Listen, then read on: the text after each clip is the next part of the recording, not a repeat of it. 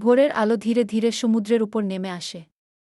হালকা কুয়াশার মধ্যে বিশাল একটি জাহাজ তার ইঞ্জিন চালু করে সামনে এগিয়ে যায়। চারদিকে শুধু শান্ত পানি, আকাশে নরম সোনালি আলো, আর বুক ভরা আশা নিয়ে জাহাজের যাত্রা শুরু। সমুদ্রের বুক চিরে জাহাজ এগোতে থাকে। তার ডেকে নাবিকরা নিজেদের কাজে ব্যস্ত, কেউ দড়ি ঠিক করছে, কেউ আকাশে মেঘের দিক দেখছে। জাহাজের চারদিকে বাতাস হালকা সুরে বয়ে যায়, যেন সমুদ্র নিজেই তাকে স্বাগত জানাচ্ছে।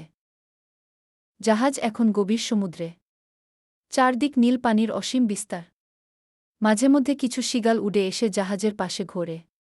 ঢেউয়ের সাথে জাহাজের তাল মিলিয়ে দুলতে দুলতে পথ চলা, এই মুহূর্তটা যেন এক ধরনের শান্তি, এক ধরনের নীরব সৌন্দর্য। কিন্তু সমুদ্র সবসময় শান্ত থাকে না। হঠাৎ আকাশে মেঘ জমে। বাতাসের গতি বাড়ে।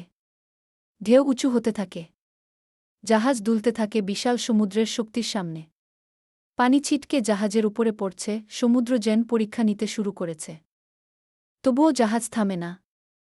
ঝড় যতই প্রবল হোক, সে তার পথ ধরে এগিয়ে চলে। কারণ তার গন্তব্য ঠিক আছে, আর তার সাহসও ঠিক আছে। ধীরে ধীরে ঝড় কেটে যায়। আকাশ আবার পরিষ্কার হয়। সূর্যের আলো সমুদ্রের উপর পড়ে ঝলমল করতে থাকে। জাহাজ আবার স্থির গতিতে সামনে এগিয়ে যায়, যেন নতুন শক্তি পেয়ে আবার জন্ম নিল। ঝড়ের পরের শান্ত সমুদ্র সর্বদাই সবচেয়ে সুন্দর, আর সেই সৌন্দর্যের মাঝে জাহাজ এগিয়ে যায় শেষ গন্তব্যের দিকে। দূরে এখন বন্দর দেখা যাচ্ছে।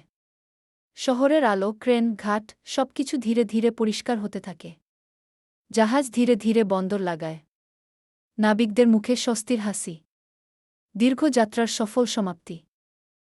ঝড় পার হয়ে তীরে পৌঁছানোর এই গল্প যেন একটা শিক্ষা দিয়ে যায়। যাত্রা যতই কঠিন হোক, ঝড় যতই ভয়ঙ্কর হোক, গন্তব্যে পৌঁছানো যায়, যদি কেউ সাহস নিয়ে সামনে এগিয়ে যায়।